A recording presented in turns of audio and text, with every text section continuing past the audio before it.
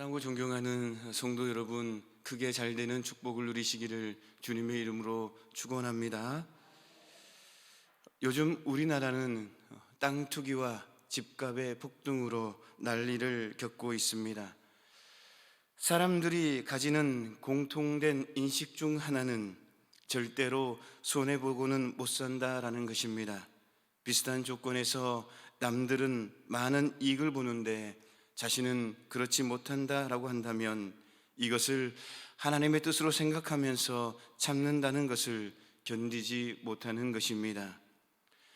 그러나 중요한 것은 당장 눈앞의 이익이 아니라 하나님 앞에서 긍휼히 여김을 받고 불쌍히 여김을 받는 것입니다. 우리가 하나님 앞에서 겸손하기만 하면 당장 손해를 보더라도 결국 하나님의 지속적인 복을 받게 되는 것입니다. 열왕기하 3장 말씀을 통해서 알 수 있는 것은 하나님 앞에서 지속적으로 긍휼히 여김을 받으려면 어떻게 해야 하는지를 알 수 있습니다. 1절, 2절, 3절 말씀을 보면 아합 왕의 아들인 여호람은 12년 동안 이스라엘을 다스리게 됩니다. 그런데 말씀은 여호람이 악했지만 그의 부모같이 악하지는 않았다라고 기록하고 있다라는 것입니다. 여호람이 그 부모만큼 악하지 않았다라는 말이 무슨 뜻입니까? 여호람이 그의 아버지 아합이 섬긴 우상 바알을 버렸지만 여로보암의 금송아지는 그대로 두었다라는 것입니다.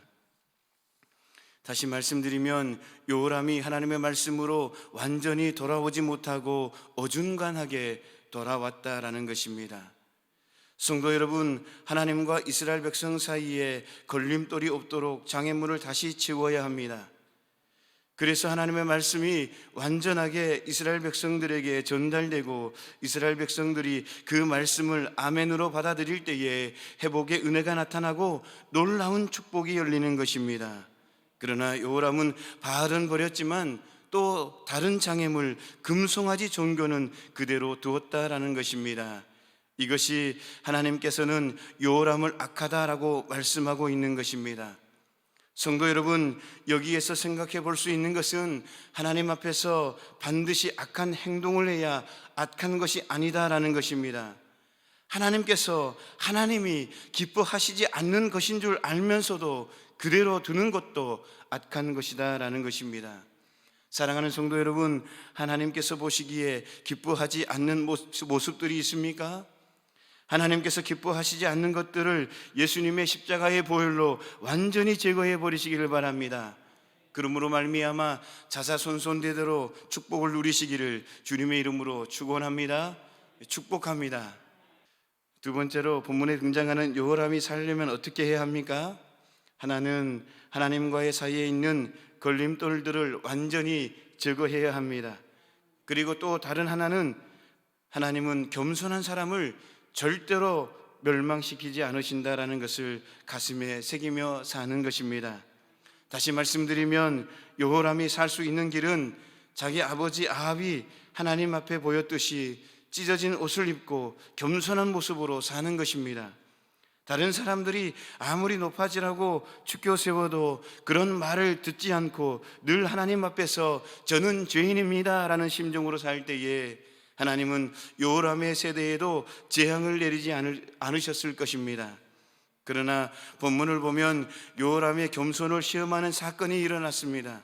그것은 조공을 바치던 모압이 배반한 것을 보게 됩니다. 남의 재산을 빼앗고 못된 죄를 짓던 아합이 죽자마자 그동안 많은 조공을 바쳤던 모압이 이스라엘을 배반한 것입니다. 이것은 이스라엘 입장에서 보면 엄청난 재산의 손해였습니다. 매년 모압이 바치던 어린 양 10만의 양털과 순양 10만의 털을 더 이상 얻을 수 없게 된 것입니다. 사실 이것은 여호람의 겸손을 시험하는 것이었습니다. 여호람의 집은 하나님 앞에서 큰 죄를 짓고 있는 상태였습니다. 이때 모압 왕이 큰 재산의 손실을 입히고 배반했을 때 어떻게 해야 합니까? 먼저 이것을 하나님 앞에 물어봐야 하는 것입니다. 하나님, 저도 하나님 앞에 죄가 있습니다. 그런데 모압이 나를 배반하고 큰 재산에 손해를 입히고 있습니다. 이럴 때 어떻게 해야 합니까? 라고 물어봐야 하는 것입니다. 그러나 여호람은 재산상의 손해와 다른 사람들에게 조롱거리가 되는 것을 참을 수가 없어서 하나님께 물어보지도 않고 모압을 응징하는 전쟁을 시작했던 것입니다. 그러나 여호람은 자기 생각대로 전쟁을 일으켰다가 모압을 응징하기도 전에 7일 만에 군사들과 가축에게 먹을 물이 없어서 전멸당할 위기를 맞게 되었다라는 것입니다. 성도 여러분, 이것이 무엇을 의미합니까? 여호람이 자기도 하나님 앞에 죄인이면서 모압을 참지 못하고 응징하러 갔다가 자기 스스로 함정에 걸려 죽게 되었다라는 것입니다. 사랑하는 성도 여러분, 우리가 하나님 앞에서 끝까지 버림받지 않는 길은 끝까지 겸손해야 한다라는 것입니다.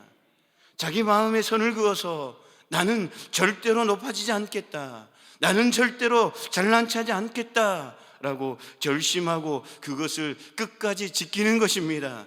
그러면 하나님께서 기뻐하셔서 축복을 회복시켜 주신다라는 사실입니다. 성도 여러분, 하나님은 어떤 분이십니까? 스스로 교만하여 죽을 자리로 들어간 여호람도 엘리사를 미리 보내 살 길을 가르쳐 주시는 분 아닙니까? 우리는 끝까지 하나님의 용서와 사랑을 받기 위해 끝까지 하나님 나라에 갈 때까지, 하나님이 부르실 때까지 겸손해야 될 줄로 믿습니다. 그렇게 하려면 겸손을 우리의 가슴에 새기고, 겸손을 우리의 이마에 새기고, 겸손을 우리의 뼈에 새겨야 될 줄로 믿습니다. 그래서 설사 누가 나에게 손해를 끼치더라도 함부로 보복하려 해서는 안 된다라는 것입니다. 우리는 끝까지 하나님 앞에서 겸손해야 합니다. 그러므로 말미암아 축복을 누리며 자사손손대대로 축복을 누리며 사는 저와 여러분 모두가 되시기를 주님의 이름으로 축원합니다. 축원합니다.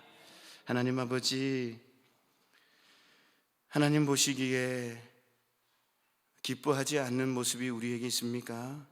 예수님의 십자가의 보혈로 완전히 제거해 버릴 수 있도록 하나님 은혜를 나리워 주옵소서. 하나님, 우리들 모습들 가운데에 겸손하지 못한 모습들이 있습니까? 주님, 끝까지 겸손할 수 있도록 은혜를 나리워 주옵소서. 겸손을 우리의 가슴에 새기고, 겸손을 우리의 이마에 새기고, 겸손을 우리의 뼈에 새겨서 하나님 자사손손대대로 하나님께 축복을 누리며 살아가는 우리 모두가 되게 하여 주옵소서. 예수님의 이름으로 기도하옵나이다. 아멘.